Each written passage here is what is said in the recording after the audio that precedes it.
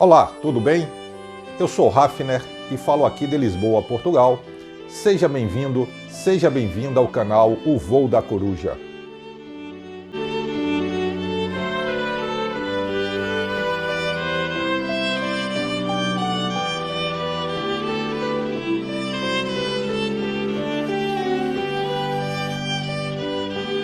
Bom, em primeiro lugar, a paz do Senhor Jesus Cristo.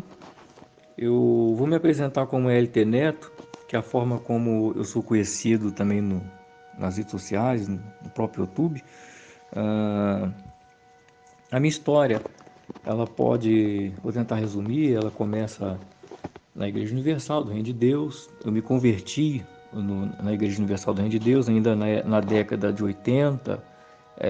Minha família, minha mãe começou a congregar lá, eu era criança nessa época ainda, mas nós crescemos, né, dentro da igreja, né, até ali o final ali dos anos 90, quando por volta de 97, 98, nós começamos a ter contato com o R.R. Soares, né, que tinha o programa Igreja da Graça em Seu Lar. Foi quando a forma como ele trabalhava, que ele ensinava, começou a mexer comigo. E eu tinha esse desejo dentro de mim de conhecer a palavra, sabe, de conhecer a Cristo, de progredir no ensinamento, coisa que naquele tempo a Universal já não tinha. A Universal nunca teve ensino, né? Nunca teve aquele ensino coerente, nunca teve pastores que ensinavam. E a Graça, ela ficou conhecida no Brasil justamente pelo ensino que ela trazia, por uma palavra sadia, por uma doutrina que eu julgava ser sadia. E nisso então comecei a me interessar pela Igreja da Graça. Fui até a sede no Rio de Janeiro, que fica em Duque de Caxias, ali a regional, né? Que é da região, na época é Duque de Caxias, parece que hoje é Piabetá. Então lá tinha a igreja, eu fui lá, participei do culto. Depois abriram uma igreja em Piabetá, que pertence a Magé. E ali por volta no final já no ano 99, comecei a frequentar a igreja, participar. Quando já foi no ano de 99 para 2000, eu já estava praticamente filiado à igreja, tinha me familiarizado, entendeu? E nisso então comecei meu ministério. Comecei como eu já tinha bastante conhecimento, entendeu? Como já tinha uma certa até bagagem, porque na Universal eu evangelizava, eu cuidava da igreja, eu não era obreiro, mas dentro da Universal eu sempre trabalhei muito, então eu sempre fui muito envolvido na obra. E chegando lá então, eu comecei a me envolver. Eu confesso que, embora eu sempre amei o conhecimento da palavra, o contato com as escrituras, muita coisa já naquele tempo, já entrando para o ano 2000, que foi final de 99 para 2000, eu já estava afiliado à igreja, então foi quando eu comecei a auxiliar, né? Tive a oportunidade de auxiliar.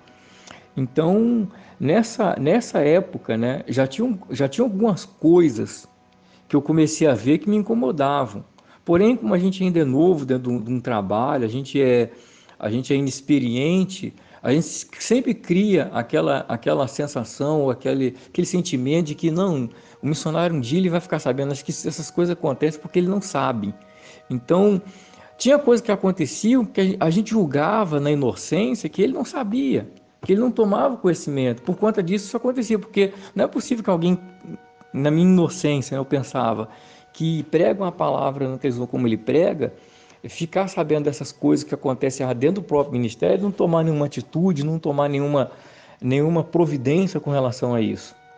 E nisso, então, foi se passando o tempo. Eu auxiliei depois a cidade ali em Duque de Caxias, oh meu Deus do céu, ah, Vila São Luís, pronto. Ali em Duque de Caxias, eu fui para a cidade, para a Igreja da Graça da Vila São Luís, né? Auxiliei ali por um bom período. Depois também fui para outras igrejas da Graça. E como eu falei, e fui tocando a minha vida, fui desenvolvendo meu lado de ensino. Eu sempre tive dentro de mim, entendeu? A sinceridade, sempre fui humilde nas minhas atitudes, sincero, entendeu? Eu sempre tive como base do meu ministério a palavra de Deus, o ensino das Escrituras, a coerência naquilo que eu falava. Porém, existiam coisas que a igreja já praticava que sempre me incomodava. Uma delas era a campanha. Eu nunca gostei de campanha, nunca gostei de campanha. Mas a gente fazia porque achava que era assim que funcionava, achava que isso era bíblico, né? Afinal de contas, a liderança passa. E de uma certa forma eu nunca tive aquele ímpeto de procurar saber por que a igreja fazia aquilo, de onde vinham essas inspirações, né? Qual era a base bíblica, doutrinária, histórica para aquilo ali, né? Para aquilo ter uma base. Mas aquilo é uma coisa que sempre me incomodou. Enfim, fui tocando a vida, passei por várias cidades, fui para o interior do Rio de Janeiro, auxiliar também em Três Rios, onde eu também cuidei de comunidades, de uma comunidade chamada, na cidade de Paraíba do Sul, né? Na cidade chamada Paraíba do Sul. E ali fiquei. Também passei pela igreja de Xerém, né? Ali perto ali de Parada Angélica, esse lugar mais próximo ali, dentro da região de Duque de Caxias, né? Digamos assim. E depois de um certo tempo que eu passei por Três Rios, já tinha passado por Xerém, eu vinha a cair na sede de Duque de Caxias. E lá então quase foi a gota d'água para mim, porque eu via muita coisa errada. Uma das coisas que mais machucaram a minha vida ministerial foi o fato de quando chegando lá, né? A primeira coisa que eu tive que aprender foi ser malandro, né? Porque o lema dentro da Igreja da Graça para você sobreviver é a malandragem. Teve um colega pastor que disse assim: olha, para você sobreviver aqui dentro, você tem que ser malandro. Você tem que ser malandro. Eu comecei a pensar, gente, o que é isso, gente? Eu comecei a pensar comigo, o que eu estou fazendo aqui? Como é que ninguém toma atitude com relação a isso? Eu ficava pensando comigo, como é que pode, né? Dentro do ministério, entendeu? Que preza pela palavra, você ouvir esse tipo de coisa. A coisa não deveria ser levada a sério. Então eu estava vendo que não tinha seriedade. Não tinha seriedade. Era aquela bagunça. As pessoas que eram mais respeitadas sempre eram aquelas que só faziam as coisas erradas, né? Que levavam a coisa de qualquer jeito. Esse tinha respeito, entende? E muitas das vezes, mesmo que a pessoa estivesse no pecado, não se fazia nada porque eram pessoas que tinham habilidades, entendeu? Em levantar somas em dinheiro. E isso eu pude constatar durante 17 anos que eu estive dentro da instituição, que as pessoas que mais tiveram credibilidade, independente do caráter, foram as pessoas que sabiam levantar ofertas, que sabiam levantar valores em dinheiro. E eu, como sempre, era aquela pessoa simples, só um pregador da palavra, entendeu? Não tinha aquele ímpeto, aquela malandragem de manipular as pessoas para induzi-las, né? Porque é isso que é feito dentro da igreja, a darem altas quantias em dinheiro. E eu sempre era jogado de escanteio. E pela minha sinceridade também, entendeu? Na minha uma forma singela de trabalhar, eu sempre era jogado de escanteio. Mas enfim, chegou um momento que eu pensei em sair do ministério, e sair naquele tempo, isso já era 2004. Foi quando o sobrinho do R.R. Soares, que era líder do Duque de Caxias, eu fui questionar ele com relação à questão de salário, porque até aquele tempo já estava um tempão na igreja. Vi um monte de colegas recebendo salário, só eu quase mendigando na igreja. Não tinha sapato, usava sapato rasgado, entendeu? Não tinha meia para calçar e ninguém me dava nada. O que eles me davam na época era carta viva, uma revistinha chamada Carta Viva para você vender na rua. Era assim que eu era tratado, era assim que muitos eram tratados. E o mais interessante é que enquanto eu recebia carta viva para vender, outros que agiam na malandragem, entendeu? Até metiam a mão na oferta, esses tinham prestígio, esses eram cadastrados, esses eram honrados, entendeu? E essa troca de valores é uma das coisas que me machucava muito dentro do ministério. Era uma coisa que me deixava muito irritado, porque eu não conseguia entender como que um ministério que preza pela palavra, pelo menos dizia que prezava pela palavra, pelo ensino, age dessa forma com aqueles que prezam pelo ensino, para aqueles que se dedicam realmente com amor pela obra de Deus. Então o meu zelo pela obra de Deus, o meu zelo e o meu amor que eu tinha para com a obra de Deus, vendo tudo isso, isso me machucava. Isso me machucava. Entende? Até que então o líder, né, na época, o sobrinho do R.R. Soares, o Victor Soares, ele me chamou no escritório para saber por que eu estava chateado, por que eu estava daquele jeito, e eu relatei questão de salário e tal. Ele me ofendeu naquele dia, porque ele falou assim: olha, irmão, você que vem de família pobre, não foi bem com essas palavras, mas foram praticamente assim que ele se expressou para mim. Você já está acostumado a passar fome. Agora, eu não posso ficar sem salário, ficar sem um padrão de vida, porque eu não estou acostumado com isso, né? Você veja a situação aí desse Victor Soares. Olha o que esse homem já fez. Enfim, fui ofendido dentro da igreja, dentro do escritório, e isso daí me deixou mais ainda chateado. Foi quando eu tomei a decisão: quer saber da coisa? Vou largar a mão desse negócio de ser pastor de igreja da graça, quer saber mais disso mais não. Mas talvez por permissão de Deus, porque eu acredito que tudo tem um tempo determinado, eu acho que foi importante que eu ficasse, que eu permanecesse, para que eu visse mais coisas e hoje pudesse estar aqui relatando. E o meu objetivo em estar relatando o que eu estou falando aqui no seu canal, do Palhaço Cristão, é mais como objetivo não só de uma retratação ou de uma forma de procurar justiça, mas também é de encorajar aqueles que estão dentro do sistema, que estão sendo oprimidos pelo sistema, porque eu conheço muitos colegas, muitos pastores que estão doentes, que estão oprimidos por causa do sistema, a tomar a decisão de romper com o ministério e saírem também. Eu quero encorajar esses colegas a saírem. Então foi quando eu tive, na época já no ano de 2004, começo de 2004, tive a oportunidade e assim o convite de um pastor que estava em Santa Catarina, de ir para Santa Catarina. O trabalho lá estava começando, a igreja foi o último estado a abrir igreja. Eu pensei: não quer saber da coisa, talvez vai ser bom para mim mesmo. Como não era cadastrado, eu saí da igreja, dei o chamado Boa Noite Cinderela, né, que eles chamam. Fui para casa, fiquei uma semana, depois peguei o ônibus, peguei a passagem que ele pastor mandou e fui para Santa Catarina, e lá fiquei por 14 anos. E lá eu tive a oportunidade de pastorear, auxiliei em Itapema e pastoreei várias igrejas. E é aí que começa então, nessa cidade de Itapema, começa a minha história, e é ali na cidade de Itapema que encerra a minha história. Então, como eu estava falando no canal do Palhaço Cristão, eu comecei então em Santa Catarina, auxiliando a Igreja da Graça de Itapema, né? E ali aconteceram muitas coisas na minha vida. Houve uma troca de pastor, e o pastor que assumiu a igreja lá foi um pastor que foi da Universal. Nós não estávamos nos entendendo, não estávamos falando a mesma linguagem. Eu entrei em sérios atritos com ele, e eu tomei a decisão então de ir embora.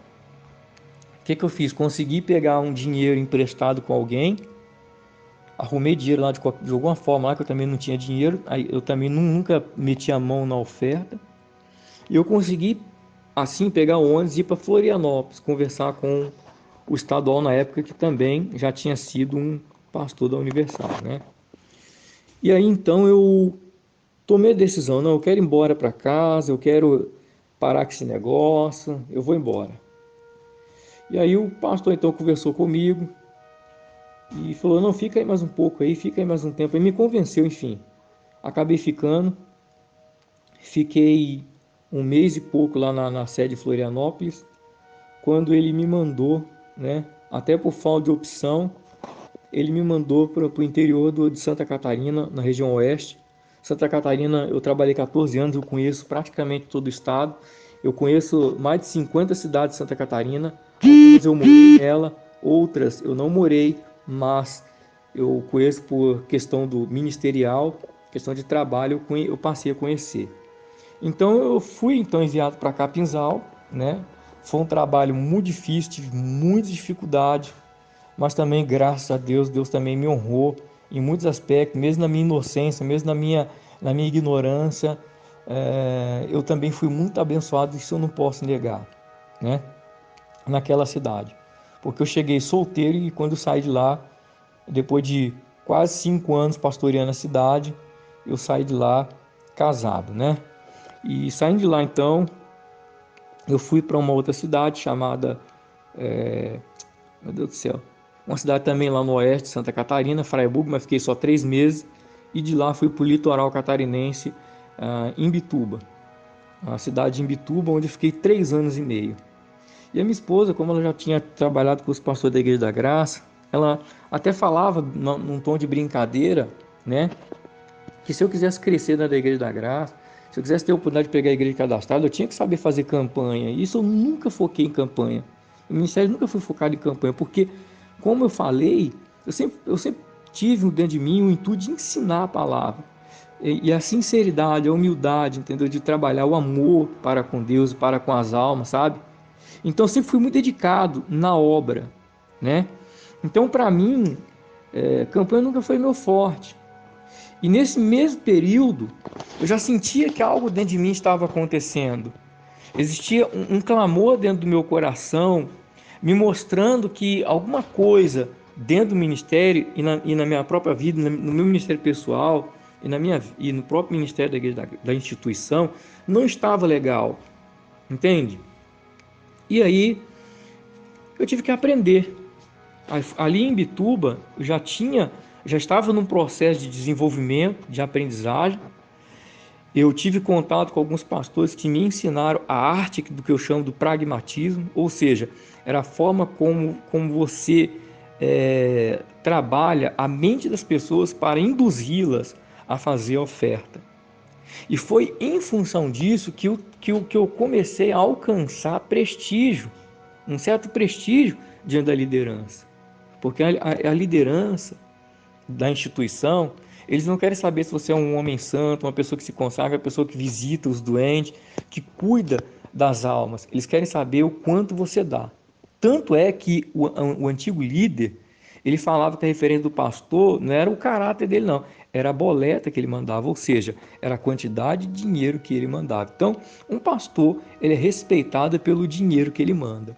Então, ele pode ser adúltero, ele pode ser mentiroso, ele pode falsificar documento, como eu já vi muito em Santa Catarina, falsificar documento, meter a mão na oferta. Não, isso aí é de boa.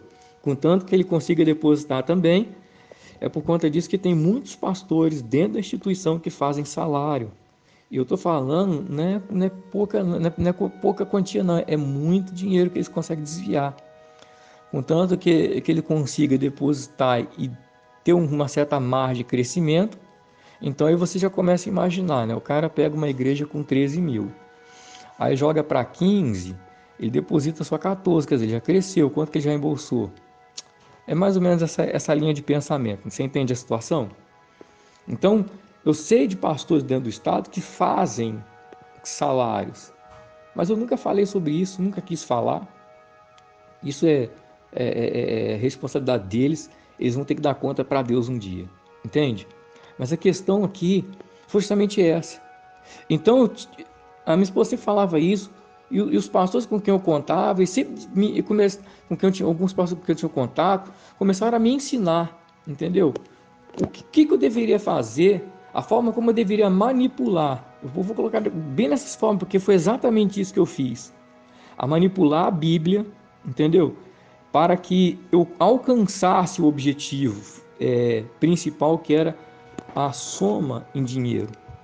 É por isso que a Bíblia fala, lá na carta, se eu não me engano, de Pedro, ou melhor, a Bíblia fala aqui no livro de Pedro, 1ª e 2ª Pedro, entendeu? Que eles são exercitados, que eles têm a mente exercitada no pecado, né? A própria Bíblia Sagrada, ela fala sobre isso, porque é exatamente isso. É 2ª Pedro que fala dos falsos mestres. Eu não sei se eu pego aqui, ó. Aqui, ó.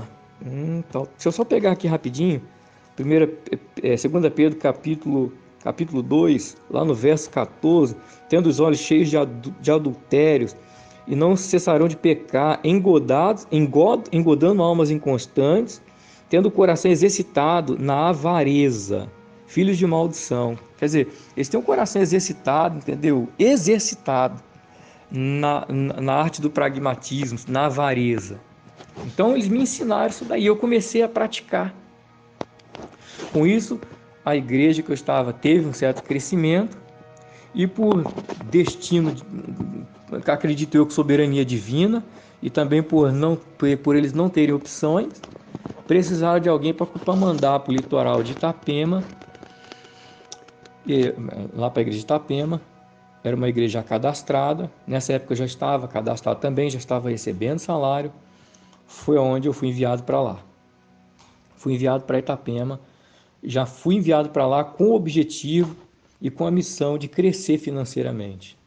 Já fui enviado para lá, já me colocaram na parede, que eu tinha, a igreja na época estava dando um valor em torno de 12, 13 mil, e ela era uma igreja que ela tinha um patamar no verão e um patamar no inverno, porque a cidade do litoral catarinense, principalmente ali, ó, da região norte, eu poderia colocar aqui Bombas, Bombinhas, Itapema, Balneário Camboriú, Itajaí, são igrejas que são conhecidas, ou pelo menos um tempo atrás eram conhecidas, por ser igreja que no inverno dava um valor mais baixo, e no verão, em função da temporada, esse valor dobrava. Então, a igreja ela dobrava no verão e no inverno ela caía, ela oscilava.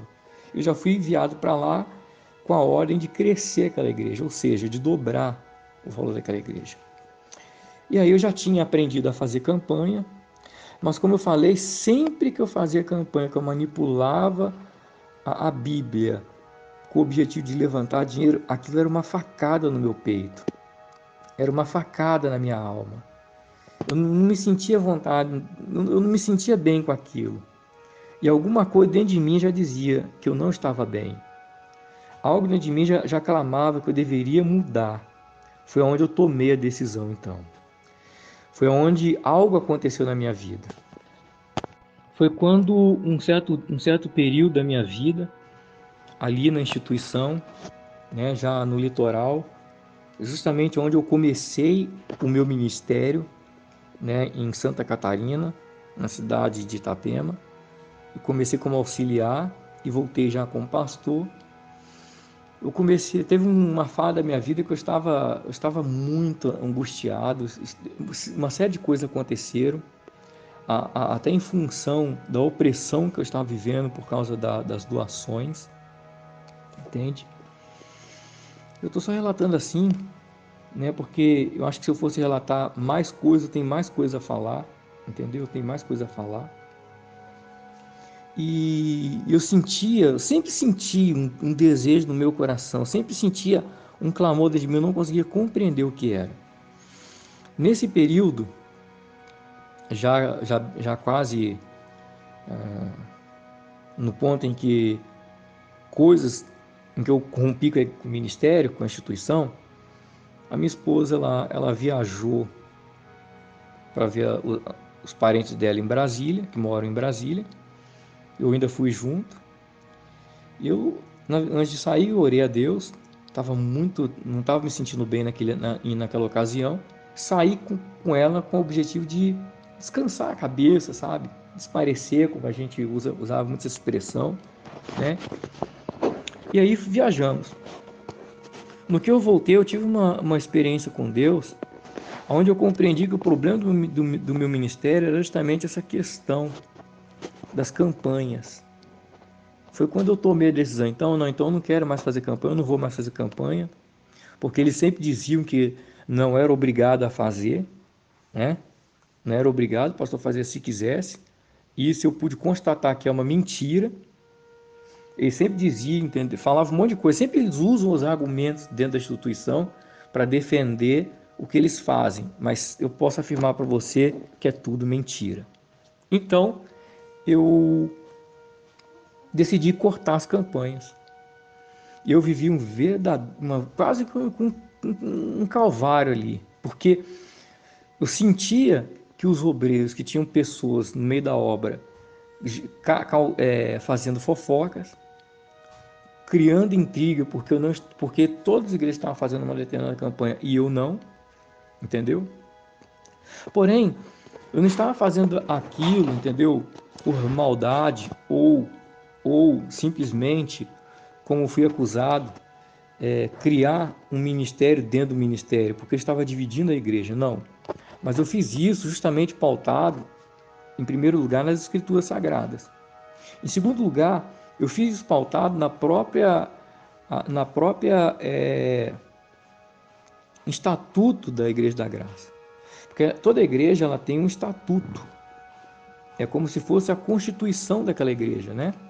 Para quem não sabe, toda igreja evangélica tem um estatuto. No estatuto da igreja, por exemplo, fala da instituição IIGD, que eles não são eles são instituição filantrópica sem fins lucrativos. Isso é uma mentira, porque você não consegue ser um pastor lá dentro, nem muito menos pegar igrejas cadastradas, pegar igreja que tem mais membros, que tem até um porte financeiro maior, se você não conseguir gerar o que eles querem, dinheiro. Um pastor dentro da instituição, ele é muito cobrado na oferta, por isso que é tudo dinheiro, entende?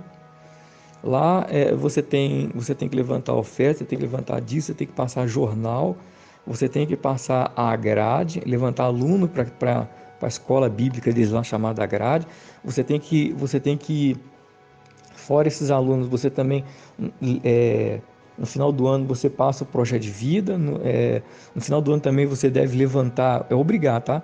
É obrigado a você levantar, conseguir pessoas para mandar para Israel, porque a igreja ela recebe uma porcentagem, e nós também temos metas para a igreja cadastrada em comunidade, como uma igreja que tem poucos membros, que tem o seu patamar aí abaixo de 8.000, entendeu? São comunidades. Então, você é obrigado também a vender a chamada Nossa TV, né? Então, tudo isso, tudo envolve dinheiro. Isso era uma das coisas que estavam me deixando muito atribulado mesmo. E aí, então, além de tudo isso, das cobranças, que você não pode deixar a igreja cair e tudo mais, tudo isso que eu acabei de falar, ainda tinha os regionais que extorquiam dinheiro da gente, até com o objetivo de impedir que a nossa igreja crescesse mais do que a deles. Tem isso aí também. Tem isso daí também, tem.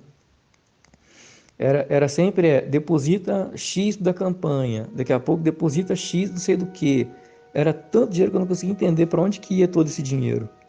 Era dinheiro demais. Já teve mês de eu chegar a gastar R$ 500 com campanha, e dentro da campanha e outras coisas também, e eu não conseguia entender para onde ia todo esse dinheiro. Até que chegou uma hora que eu falei, não, se campanha não é mais obrigado a fazer, eu não quero mais fazer. E como eu estava falando, eu fiz respaldado em 3 princípios. O primeiro é as Escrituras Sagradas. Fiz por ser conservador, porque eu queria, na minha mente, eu trabalhava igual a igreja que eu conheci lá em 1998, 97, entendeu? 97, 98 em diante. Então eu tinha essa mentalidade ainda. Porém, o ministério já, até esse período que eu estava lá em Itapema, já está completamente corrompido, né? Aqueles pastores que eu conheci lá atrás, que pregavam a palavra, já não fazem mais parte do ministério, entende? Muitos saíram, muitos romperam, e eu mesmo ficava pensando, por que esses pastores saíram? Por quê? Por quê? Depois que eu fui começar a compreender o porquê. Foram surgindo novas lideranças, inclusive a própria instituição ela sofreu muito influência de igrejas como a Universal, a Mundial, e de pastores também que saíram dessa igreja, se introduziram dentro da Igreja da Graça, e com isso ela perdeu aquele foco de ensinar. E eu, na minha inocência, julgando que poderia mostrar que é possível desenvolver uma igreja de forma sadia, porque estava numa igreja cadastrada que cresceu à beça, sem fazer campanha, sem manipulação, com o simples ensino da palavra de Deus, estava completamente enganado. Então eu decidi, não quero mais fazer, me baseei na Bíblia, me baseei no estatuto da igreja, que diz que além de não ser uma instituição, de ser uma instituição filantrópica, sem fins lucrativos, que é uma mentira, dizia também que ela tem como base de regra a Bíblia Sagrada e os ensinos. Isso é uma mentira, porque se tivesse com base de regra, eles não fariam o que fazem. Se tivesse com base de regra a Bíblia Sagrada, eles não apoiariam o pastor que peca, eles não transfeririam de igreja. Eles têm que agir com humanidade, não pode agir com covardia. Mas eles não acoitariam e nem acobertariam aquele monte de coisa de pastor adulterando, pastor do pecado. O que tem de coisa suja naquele ministério não é brincadeira. Eles não acobertariam. E por que eles acobertam? Por que eles só trocam de estado? Por que eles pegam um líder estadual, por exemplo, só coloca e coloca como regional e não coloca de auxiliar? Porque o cara dá dinheiro, só por isso. É simples assim, entendeu? Então, fora a Bíblia Sagrada, tinha na aula, na grade, a apostila 3, que são palavras do próprio R.R. Soares, que é da Igreja Verdadeira, que a Igreja Verdadeira, a base de fé dela e de doutrina é as Escrituras Sagradas, que qualquer igreja que não tem com base de fé e de ensino a Escritura Sagrada deve ser condenado. Então, quer dizer, ele, pelas próprias palavras dele, se condena, porque dentro da grade, entendeu? Ele fala que a igreja tem que ter com base de fé a Escritura. Então, qual é o problema, então, de um pastor chegar e falar assim, olha, eu não quero mais fazer campanha, porque se a igreja é uma igreja que se consolidou no país por causa do ensino da palavra, eu não quero fazer o que os outros pastores estão fazendo. Aí, dado ao fato de eu não estar mais fazendo campanha, eu consegui ficar em Itapema 30 dias sem fazer uma campanha sequer, cortei as campanhas e comecei a ensinar, pregar. Tanto que é cheio de vídeo meu no YouTube, pregando dentro da instituição, mas sentando a bolacha mesmo. E o povo estava gostando, viu? A igreja tem um retrocesso financeiro? Teve, mas foram outros fatores que influenciaram nesse retrocesso. Não foi o ensino da Bíblia, foram outros fatores. Entende? E aí, vendo eu o que já estava acontecendo, a série de calúnias que alguns obreiros, que um grupinho de umas 4 pessoas estavam fazendo a meu respeito, eu tomei uma decisão de abrir o jogo com a liderança. Eu peguei e escrevi uma carta. Numa oportunidade, eu quero trazer essa carta ao seu canal Palhaço Cristão.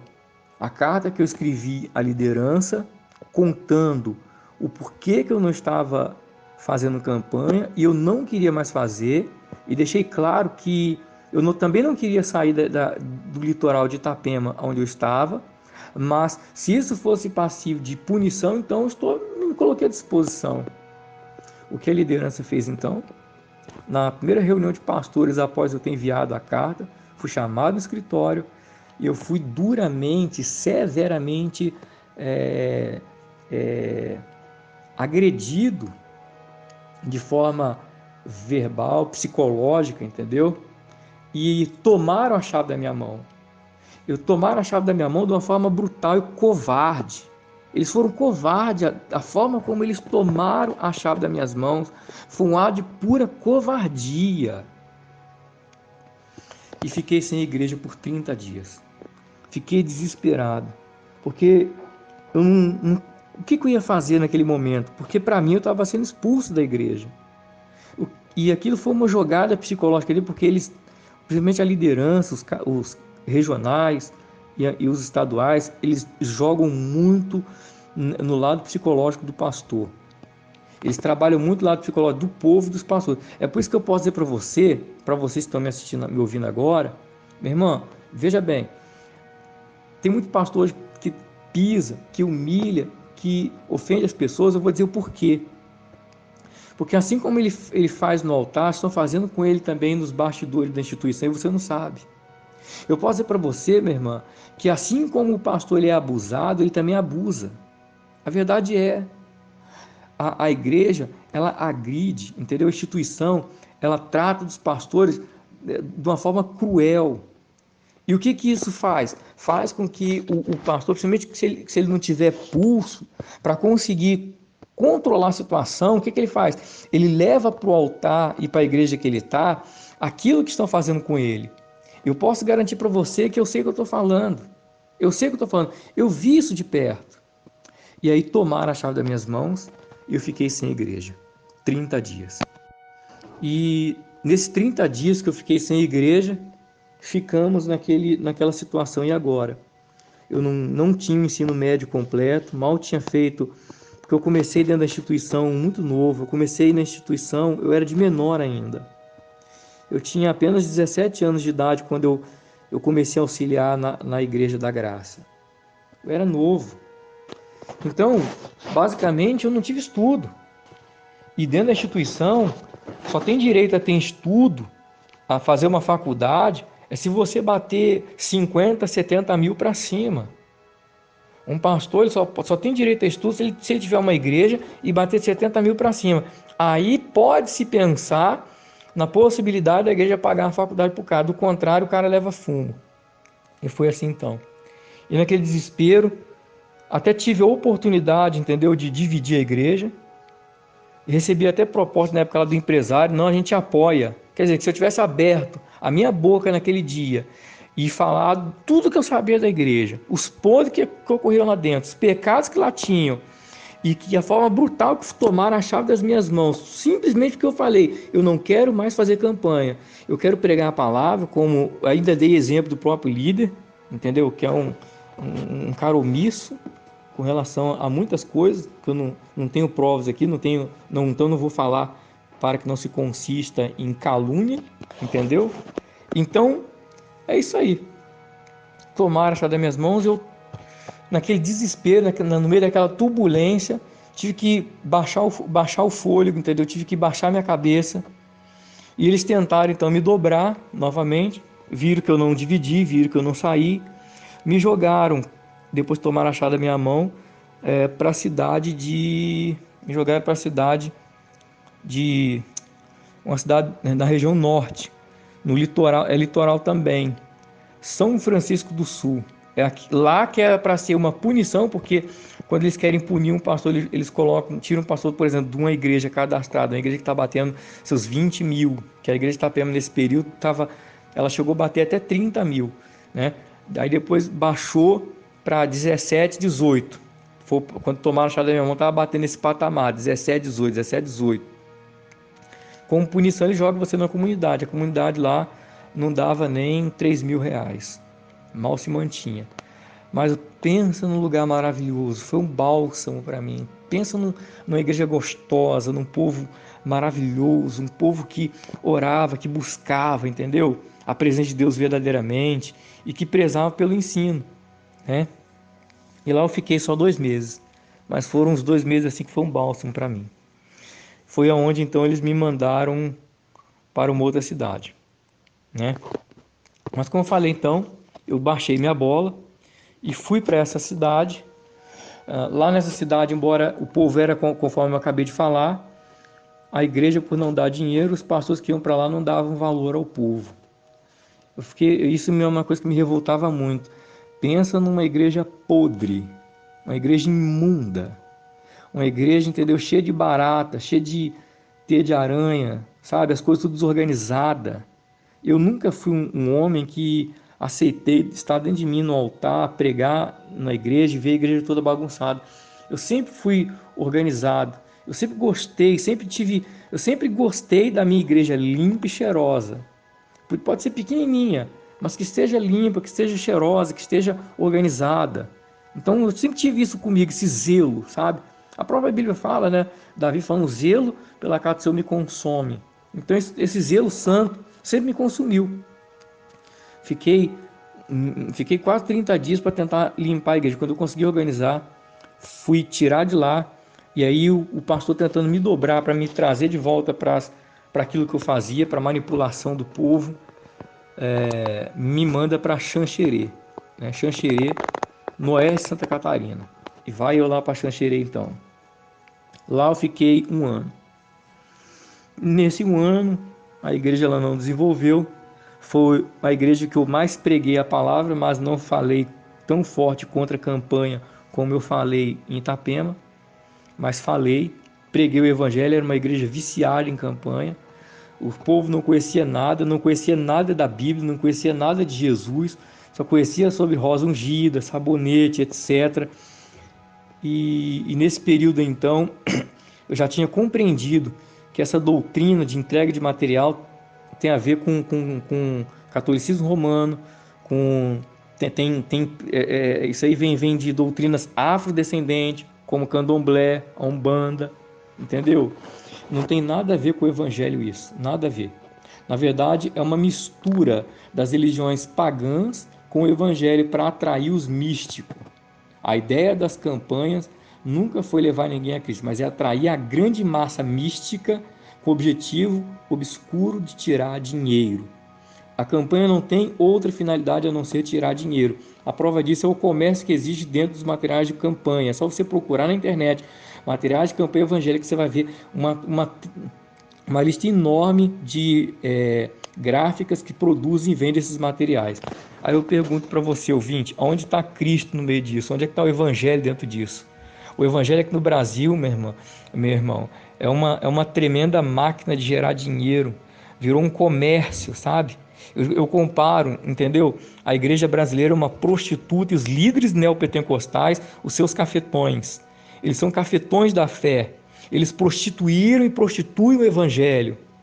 E esse evangelho que é pregado dentro das igrejas neopentecostais e pentecostais, que é um evangelho que manipulam, que as pessoas, entendeu? Que fere os pastores, que tratam a obra de Deus, meu irmão, como um comércio, entendeu? Como um mercado, tem que ser condenado. Nós temos que fugir desse tipo de coisa. Então, lá em Xanxerê eu fiquei por um ano. Depois de um ano, então, vendo que a igreja estava caindo, eu virei para o líder e falei, olha, a igreja não está desenvolvendo, eu sei que vocês querem que a igreja desenvolva. Se quiser me tirar de lá, então me colocar em igreja menor, já não estava ligando para mais nada mesmo. Pode fazer. Aí, o líder não gostava quando você pedia para sair de uma cidade. E esse líder ele era muito vingativo. Pensa num cara vingativo, então. O que ele fez, então? Me mandou para uma cidade em Santa Catarina chamada Canoinhas. E qual foi a situação lá? A situação lá que parece que havia uma suspeita de roubo da parte do antigo pastor e de adultério. E esse pastor não sabia que ele ia sair de lá, mas ele sentia que o pastor ia tirar ele de lá. Ele me mandou para lá então para mim tomar a chave desse pastor ou até mesmo pegar a cópia da chave de uma obreira e entrar na igreja e não deixar esse pastor entrar. Quando eu percebi a jogada deles, ou seja, ele não teve a coragem de tomar a chave desse pastor como ele fez comigo de forma covarde e brutal, embora eu não tinha pecado, não tinha adulterado, não tinha roubado e havia forte suspeita com relação ao outro pastor, ele não tomou. Eu percebi então que a jogada dele era que eu fizesse o serviço dele. Por quê? Porque esse pastor já era antigo dentro do ministério, já tinha quase 30 anos de ministério, ele tinha uma certa ligação com o Jaime de Amorim, e aí eu comecei a raciocinar comigo. Então, qual é a jogada aqui do estadual? Eu mando ele para lá, ele briga com o pastor, porque a ideia dele era que eu brigasse com o cara para tomar a chave, se bobear até sair no tapa, entendeu? Porque a hora que eu recebi por telefone foi quase essa, entendeu? Em prol do ministério. E aí então o que ia acontecer? Digamos que depois se provasse que esse pastor ele era inocente. Ele ia levar o caso ao Jaime, o Jaime com certeza ia querer retalhar o estadual, entendeu? E quem ia ficar mal nessa história? Se o estadual tivesse tomado a chave da mão dele, o estadual poderia perder o estado, ia perder a igreja, o salário, a vida luxuosa que ele vivia, porque esse pastor é um cara extremamente chato e geralmente os líderes da igreja da Graça, eles querem status, comer em restaurante de luxo, vestir roupa de luxo, entendeu? Carro de luxo. Tanto é que hoje tem pastor numa igreja pequena, entendeu? A igreja aí, não poderia citar, até comunidade, com um carro de 30, 40 mil, entendeu? Aonde, meu irmão, um cara, ainda que ele esteja numa igreja cadastrada, batendo lá os seus 3, por exemplo assim, batendo os seus 30 mil, ganhando 3 mil reais. Não tem como um cara que ganha 3 mil reais ter um carro de 70, 80 mil reais. É uma coisa surreal. Aí você começa a entender a forma, entendeu? As coisas erradas que acontecem no ministério, o mau caratismo da parte de alguns, né? Que faz o salário por fora para poder ter status, enfim. Então, quando eu percebi a jogada da liderança, eu me recuei, eu falei, olha, se vira você com o pastor para lá, e eu disse que não ia me meter nisso, que não ia comprar a briga da igreja, entendeu? que isso daí era coisa do estadual resolver, não era coisa para mim resolver, não. E aí o regional, na ocasião, ligou para o estadual e relatou que eu tinha falado, que eu não ia brigar pela igreja, que eu não ia me meter naquilo ali. Ele liga para mim, nossa, ele liga para mim muito revoltado, e ele então diz, olha, se você não fizer o que eu estou mandando, você vai ver o que vai acontecer com você. Ele ficou com muita raiva, ele ficou com muito irado, porque ele viu que eu joguei o problema que era dele de volta para ele, eu não resolvi. Traduzindo então, ele me manda de volta lá para... Eu fui embora, bati o pé, não resolvi o problema, que era para mim ter resolvido. Voltei lá para a Xanxerê de novo. Isso que eles não me deram um centavo para dormir no hotel, nem perguntou se eu tinha dinheiro para ficar no hotel com a minha esposa. Não, isso não perguntou, eles queriam que eu resolvesse o problema da igreja, que não foi eu que criei. E nem perguntou se eu tinha dinheiro para comer, se eu tinha dinheiro para ficar na rua, daquele jeito lá de plantão, igual um babaca, para tentar resolver a situação que levou quase um mês para se resolver depois, viu? Então você vê como é que é a situação. Mas enfim, voltei de novo para lá, para Xanxerê, bati o pé, até dormi no hotel de manhã, peguei o carro bem cedo e fui embora, indignado. Depois de tudo isso, ele me liga de manhã, no dia seguinte, de manhã, e manda que eu, porque já tinha outro pastor lá na cidade de Xanxerê, que eu fosse para Chapecó se auxiliar. E eu disse que não. Não vou para Chapecó auxiliar coisa nenhuma.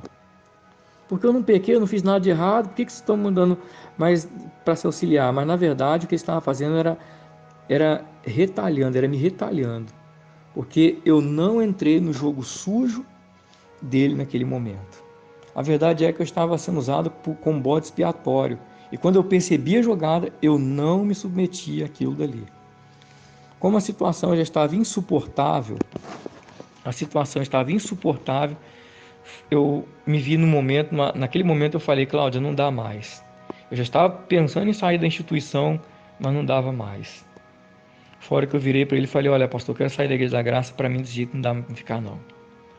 Como eu entrei muito novo e eu não cometi pecado algum, até que, graças a Deus, eu consegui negociar com ele uma, entre aspas, saída passiva, entendeu? E ele segurou o meu salário por 3 meses. Ah, mas ele fez um grande favor. Alguém pode dizer assim, mas você está cuspindo no prato que você comeu. Eu digo para você que pensa assim, que em primeiro lugar, não existe esse negócio de cuspir em prato que você comeu, porque dentro de uma neopentecostal, para você comer, você tem que trabalhar. Eu vi muitos pastores que não conseguiram dar o dinheiro que eu consegui dar, que passou fome com a família, pastores que nem um amigo meu do Rio de Janeiro que largou, vendeu todas as mobílias novinhas que ele tinha para vir trabalhar na obra, foi trabalhar em Santa Catarina por amor, e a igreja só jogava ele nos cantos e não dava assistência nenhuma. Eu vi uma família, um homem com uma família e 2 filhos passar fome, passar necessidade, entendeu? Em função da instituição que não fez nada por ele. Então o cara falar para mim, entendeu? A pessoa falar para mim que eu estou cuspindo o prato que eu comi, ela tem que saber muito bem o que ela está falando, que eu não estou cuspindo prato coisa nenhuma, que não existe dentro dessas instituições você comer se você não produzir alguma coisa. Você só tem se você produzir, se não produzir você não tem nada. Então essa história é bobagem. Isso é história para boi dormir, entendeu? Então eu questionei, olha pastor, já estou há 17 anos no ministério, entendeu? Não cometi pecado algum, a única coisa que eu quero é sair então é em paz. Seguro meu salário por 3 meses até eu arrumar serviço. E assim foi o meu rompimento com a Igreja da Graça. Eu aluguei uma casa na cidade de Blumenau, onde eu consegui depois trabalho, entendeu? O meu primeiro trabalho de carteira assinada na vida foi depois que eu saí da instituição Igreja da Graça. O que eu poderia dizer, e assim falo, para mim poder concluir aqui, eu poderia falar muito mais coisas, mas eu queria pelo menos contar um pouco da minha história e contar a forma como eu cresci dentro da igreja, como eu saí da instituição, entendeu? Eu quero contar isso pelo simples primeiro motivo, meu querido, incentivar os colegas que estão vivendo lá dentro da instituição, que estão sendo oprimidos dentro da instituição, a saírem. E quero dizer para você, porque eu sei que os regionais, eles falam, se for levar a vida lá fora não vai ser fácil, não sei o quê, e parará, e piriri. Eles jogam, fazem jogos psicológicos para você não sair. Sabe por quê? Porque a instituição é carente de pastores. Tem muita cidade que está faltando pastor, então eles querem aprisionar você ali dentro. E quando eles verem que você depende da instituição, eles te humilham, eles te pisam. e você tem que submeter aquela humilhação, aquela jogada psicológica, aquela pressão, porque você não tem o que fazer, você não tem para onde correr. Eu, por exemplo, fui terminar o meu ensino médio depois que saí da instituição. Foi por conta de trabalhar numa loja, até muito famosa, entendeu? Que a gerente, por Deus, me deu essa oportunidade. Eu fui operador de caixa. Meu primeiro registro na carteira de trabalho foi operador de caixa, entendeu? E ela falou, para você trabalhar que você tem que ter o ensino médio. E eu consegui concluir o ensino médio em 3 meses. Através de muita dedicação, muito estudo, concluí, entendeu? Então, eu quero dizer para você que dificuldade você passa sim quando você sai dentro de uma instituição, principalmente quando você começa muito novo, muito jovem, a pregar o evangelho por amor. E quando você sai, vem para o mundão, vem para cá para fora, você passa dificuldade sim, mas fome você não passa não, porque Deus não permite. Não teve um dia sequer que eu passei fome, eu passei aperto, eu passei dificuldade sim, mas diz assim, ó, eu passei fome, eu não passei. Isso eu não pode dizer não, porque Deus não permite. Sabe por quê, filho? Porque a Bíblia mesmo fala que pode uma pessoa que é justa, entendeu? Ela não mendiga o pão. Ela não mendiga o pão. Então, quer dizer para você, eu quero fortalecer você através disso, entendeu? A sair da instituição. Alguém pode dizer mas que eu estou falando essas coisas, que eu estou trazendo esse relato por mágoa. Eu posso dizer para você que não, filho.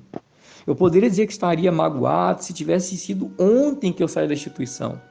Mas eu saí da instituição, deixa eu ver. Eu saí da instituição foi final já, né? Não, foi começo de 2016. 16 ou 17. Não, foi começo de 2017, se eu não me engano. Enfim, vai fazer 3 anos que eu saí da instituição. 2017, deixa eu ver. Vão fazer 3 anos que eu saí da instituição. Então foi no começo de 2017. Então você vai entendendo aí, né?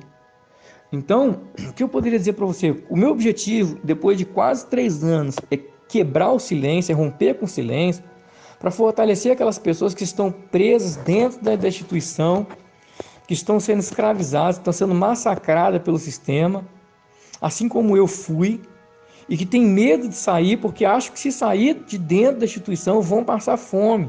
Não, o seu padrão de vida vai cair. Você vai ter que, se você não tiver com seu carro quitado, vai ter que vender sim. Mas olha, você tem que crer em Deus, que Deus é poderoso para te honrar, para te abençoar. Eu, por exemplo, quando saí, o único carro que eu tinha era um Scenic 2005, tive que vender. Estava financiado, um colega meu da própria instituição comprou, que hoje também não está mais, comprou esse veículo e com parte desse dinheiro, o que eu já tinha pago, ele me deu. Eu comprei uma bis que está comigo até hoje, uma bis 2003, entendeu? E eu vou falar, eu comecei a tocar minha vida. Hoje, eu posso dizer para você, graças a Deus, eu estou começando a viver uma nova fase da minha vida, onde eu creio que eu serei muito mais abençoado. E muito mais coisas virão através disso. O que eu posso dizer para você, meu amigo, não fique sendo escravo, meu irmão, de uma instituição que usa o nome de Deus para escravizar, para pisar nas pessoas e para iludir pessoas, entendeu? Para perverter o evangelho. Toma a sua decisão, entendeu? Toma a sua decisão. Eu creio que Deus há de ser contigo. Esse foi o meu relato. Então, quem vos falou foi LT Neto.